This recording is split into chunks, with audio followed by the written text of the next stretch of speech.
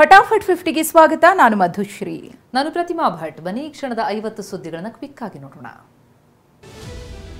ನಾನು ಪಕ್ಷ ಹೇಳಿದ ಕೆಲಸ ಮಾಡೋನು. ಕಂಡೀಷನ್ ಬ್ಲಾಕ್ ಮೇಲ್ ನನ್ನ ಬ್ಲಡ್ ನಲ್ಲಿ ಇಲ್ಲ. I am a loyal Congress worker. ನನ್ನ ಡೆಡಿಕೇಶನ್ ಪಕ್ಷಕ್ಕೆ, ಗಾಂಧಿ ಫ್ಯಾಮಿಲಿಗೆ. ನನ್ನ ಬಗ್ಗೆ ಯಾರೇ ಯೋಚಿಸ್ತಾ ಇದ್ರು ಅದು ಅವರ ಭ್ರಮೆ.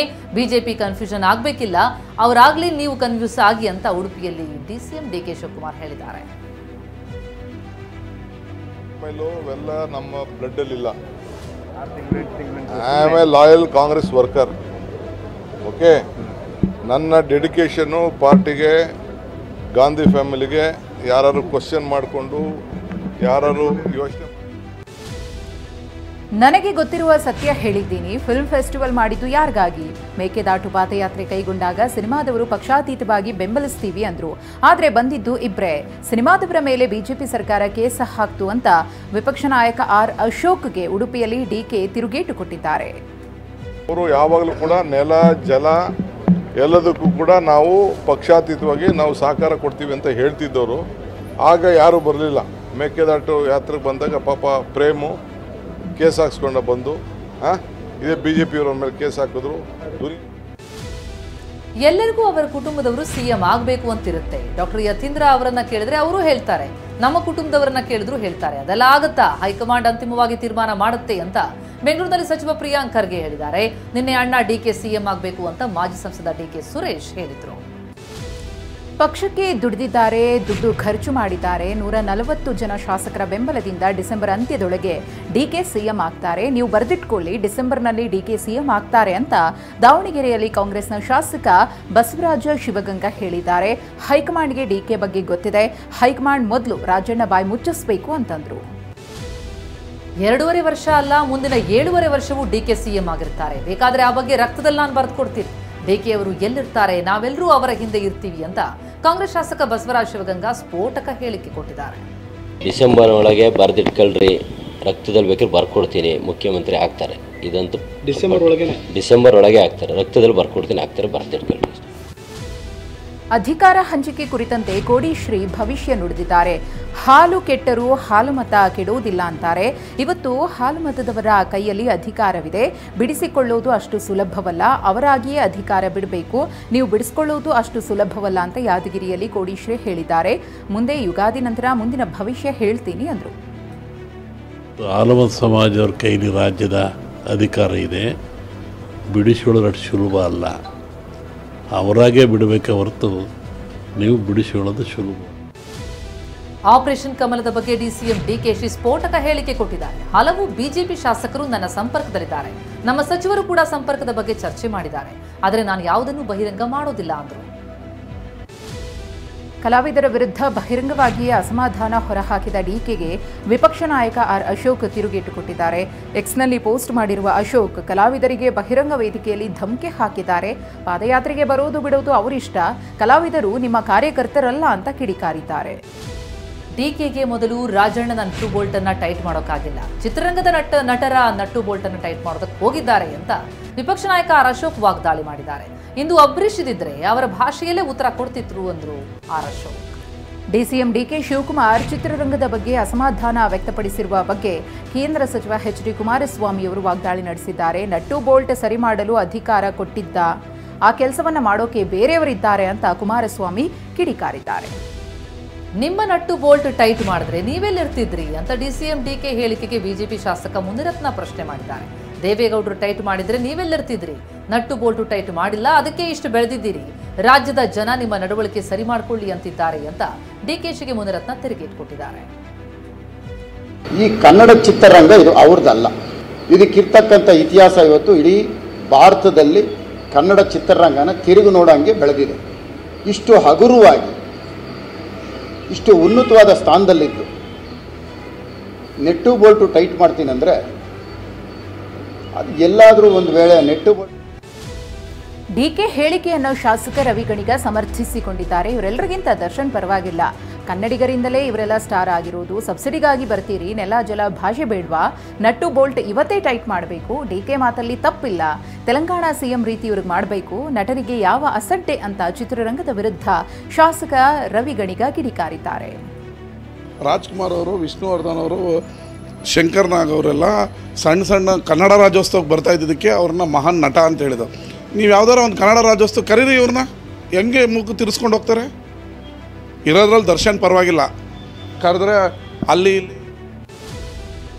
ಡಿಸಿಎಂ ಡಿಕೆ ಹೇಳಿಕೆ ಬಗ್ಗೆ ನಟ ಜಗ್ಗೇಶ್ ಟ್ವೀಟ್ ಮಾಡಿದ್ದಾರೆ. ಕಲಾವಿದರು ಒಗ್ಗೂಡಲು ಡಾಕ್ಟರ್ ರಾಜ್ ಕಲಾವಿದರ ಸಂಘ ಮಾಡಿದ್ರು.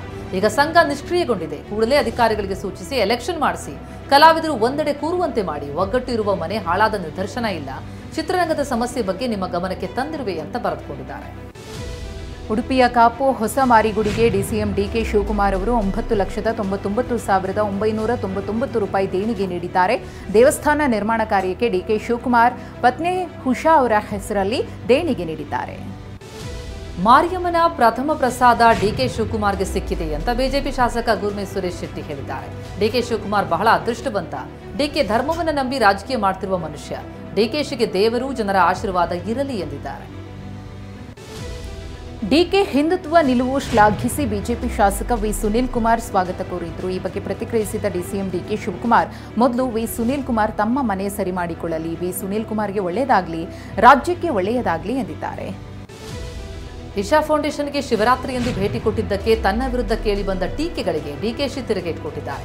ನಾನು ಯಾರಿಗೂ ಉತ್ತರ ಕೊಡೋ ಅವಶ್ಯಕತೆ ಇಲ್ಲ. ಅವರಿಗೇನಾದರೂ ಸಮಸ್ಯೆ ಆದರೆ ಮೆಡಿಸಿನ್ ಕೊಡ್ತೀನಿ. ರಾಜಣ್ಣ ಹೇಳಿಕೆಯ ಬಗ್ಗೆ ಆಮೇಲೆ ಮಾತನಾಡ್ತೀನಿ ಅಂತ ಗರಂ ಆಗಿ ನುಡಿದಿದ್ದಾರೆ. ಇಶಾ ಫೌಂಡೇಶನ್ನ ಕಾರ್ಯಕ್ರಮಕ್ಕೆ ಹೋಗಿದ್ದನ್ನ ಡಿಸಿಎಂ ಡಿಕೆ ಶಿವಕುಮಾರ್ ಸಮರ್ಥಿಸಿಕೊಂಡಿದ್ದಾರೆ. ಸದ್ಗುರು ಕರ್ನಾಟಕದವರು ನನ್ನನ್ನು ಆಮಂತ್ರಿಸಿದ್ರು, ಒಳ್ಳೊಳ್ಳೆ ಕಾರ್ಯಕ್ರಮಗಳನ್ನು ಮಾಡಿದ್ದಾರೆ, ಹಾಗಾಗಿ ನಾನು ಅಲ್ಲಿಗೆ ಹೋಗಿದ್ದೆ. ಅದು ನನ್ನ ವೈಯಕ್ತಿಕ ನಂಬಿಕೆಯಾಗಿದೆ ಎಂದಿದ್ದಾರೆ. ನಾಳೆಯಿಂದ ವಿಧಾನಮಂಡಲ ಬಜೆಟ್ ಅಧಿವೇಶನ ನಡೆಯಲಿದ್ದು, ಈ ಹಿನ್ನೆಲೆ ಸಿಎಂ ಸಿದ್ದರಾಮಯ್ಯ ಮಾರ್ಚ್ 4ರಂದು ಕಾಂಗ್ರೆಸ್ ಶಾಸಕಾಂಗ ಪಕ್ಷದ ಸಭೆ ಕರೆದಿದ್ದಾರೆ. ಬಜೆಟ್ ಅಧಿವೇಶನ ಸಂಬಂಧ ಶಾಸಕರ ಜೊತೆ ಸಭೆ ನಡೆಸಿದ ಸಿಎಂ ಅಧಿವೇಶನದಲ್ಲಿ ವಿಪಕ್ಷಗಳಿಗೆ ಉತ್ತರಿಸಬೇಕಾದ ವಿಚಾರಗಳ ಬಗ್ಗೆ ಚರ್ಚೆ ನಡೆಸಲಿದ್ದಾರೆ. ಮೊದಲಿನಿಂದಲೂ ಶಾಲಾ ಮಕ್ಕಳಿಗೆ ಮೊಟ್ಟೆ ಹಂಚಿಕೆ ಮಾಡಲಾಗುತ್ತಿದೆ. ಕೋಳಿ ಜ್ವರ ಹಿನ್ನೆಲೆಯಲ್ಲಿ ಶಾಲಾ ಮಕ್ಕಳಿಗೆ ಮೊಟ್ಟೆ ವಿತರಿಸುವ ಬಗ್ಗೆ ಆರೋಗ್ಯ ಇಲಾಖೆಯವರ ಜೊತೆಗೆ ಚರ್ಚೆ ಮಾಡಿ ನಿರ್ಧಾರವನ್ನು ತೆಗೆದುಕೊಳ್ಳುವುದಾಗಿ ಸಚಿವ ಮಧು ಬಂಗಾರಪ್ಪ ಹೇಳಿದ್ದಾರೆ.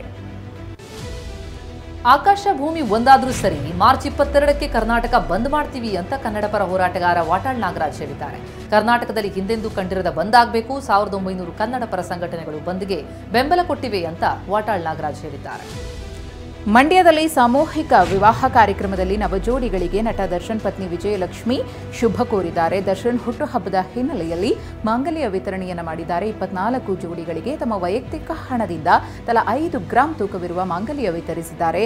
ವರರಿಗೆ ನಟ ಧನ್ವೀರ್ ವಾಚ್ಗಳನ್ನು ಉಡುಗೊರೆಯಾಗಿ ಕೊಟ್ಟಿದ್ದಾರೆ. ಚರ್ಮರೋಗ ವೈದ್ಯರ ಸಂಘ, ಐಎಡಿವಿಎಲ್ ಕರ್ನಾಟಕ ಸಂಘ, ಇಂಡಿಯನ್ ಅಸೋಸಿಯೇಷನ್ ಆಫ್ ಡರ್ಮಟಾಲಜಿಸ್ಟ್, ವೆನರಿಯಾಲಜಿಸ್ಟ್ ಮತ್ತು ಬಿಡಿಎಸ್ ಸಂಸ್ಥೆಗಳಿಂದ ಚರ್ಮದ ಆರೈಕೆಗಾಗಿ ಜನಜಾಗೃತಿ ಮತ್ತು ನಕಲಿ ವೈದ್ಯರ ಬಗ್ಗೆ ಅರಿವು ಮೂಡಿಸಲು ಬೆಂಗಳೂರಿನ 10, 5 ಮತ್ತು 3 ಕಿಲೋಮೀಟರ್ ಬೃಹತ್ ಸ್ಕಿನ್ನಥಾನ್ ಓಟವನ್ನು ಆಯೋಜಿಸಲಾಗಿದೆ.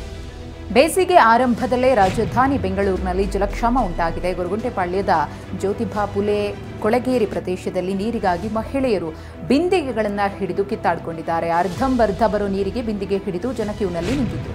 ಬೆಂಗಳೂರು ನಗರದ ರಿಚರ್ಡ್ಸ್ ಪಾರ್ಕ್ ಸಮೀಪದ ಶಾಲೆ ಬಳಿ ಫುಟ್ಪಾತ್ಗಳು ಗಬ್ಬು ನಾರ್ತಾ ಇದ್ದು, ಫುಟ್ಪಾತ್ ಮೇಲೆ ಕಾಲಿಡೋದು ಬಿಡಿ, ಕಣ್ಣೆತ್ತಿ ನೋಡೋದಕ್ಕೂ ಆಗಲ್ಲ. ಯಾರಾದರೂ ಸಾಯೋ ಮುನ್ನ ಎಚ್ಚೆತ್ತುಕೊಳ್ಳಿ ಅಂತ ಬಿಬಿಎಂಪಿ ಅಧಿಕಾರಿಗಳಿಗೆ ಸ್ಥಳೀಯರು ಮನವಿ ಮಾಡಿದ್ದಾರೆ. ಹುಬ್ಬಳ್ಳಿಯ ಗಬ್ಬೂರಲ್ಲಿ ರಾಯಲ್ ಎನ್ಫೀಲ್ಡ್ ಬೈಕ್ ಕಳ್ಳತನ ಮಾಡಿದ್ದಾರೆ. ಮನೆ ಮುಂದೆ ನಿಲ್ಲಿಸಿದ್ದ ಎನ್ಫೀಲ್ಡ್ ಬೈಕ್ ಕಳ್ಳತನ ಮಾಡೋ ದೃಶ್ಯ ಸಿಸಿ ಕ್ಯಾಮೆರಾದಲ್ಲಿ ಸೆರೆಯಾಗಿದೆ. ಕಳೆದ 1 ವಾರದಿಂದ ಗಬ್ಬೂರ್ ಪ್ರದೇಶದಲ್ಲಿ ಬೈಕ್ ಕಳ್ಳರ ಹಾವಳಿ ಹೆಚ್ಚಾಗಿದೆ. ಬಸ್ ಪ್ರಯಾಣಿಕರ ಸೋಗಿನಲ್ಲಿ ಪಿಕ್ ಪಾಕೆಟ್ ಮಾಡ್ತಿದ್ದ ಐನಾತಿ ಕಳ್ಳಿಯನ್ನು ಬಂಧಿಸುವಲ್ಲಿ ತುಮಕೂರು ಚಿಕ್ಕನಾಯಕನಹಳ್ಳಿ ತಾಲೂಕಿನ ಹುಳಿಯಾರು ಪೊಲೀಸರು ಯಶಸ್ವಿಯಾಗಿದ್ದಾರೆ. ಕಳ್ಳಿ ಅಲಮಿಲಮ್ಮ ಬಳಿ ಸುಮಾರು 10.5 ಲಕ್ಷ ಬೆಲೆ ಬಾಳುವ 134 ಗ್ರಾಂ ಚಿನ್ನದ ಒಡವೆಯನ್ನು ವಶಕ್ಕೆ ಪಡೆಯಲಾಗಿದೆ. ಬೆಳಗಾವಿಯಲ್ಲಿ ಎಂಇಎಸ್ ಪುಂಡರಿಂದ ಕನ್ನಡಿಗರ ಮೇಲಾದಂತಹ ಹಲ್ಲೆ ಖಂಡಿಸಿ ಮೈಸೂರಿನ ಹಳೆ ಜಿಲ್ಲಾಧಿಕಾರಿ ಕಚೇರಿ ಮುಂಭಾಗ ಪ್ರತಿಭಟಿಸಲಾಯಿತು.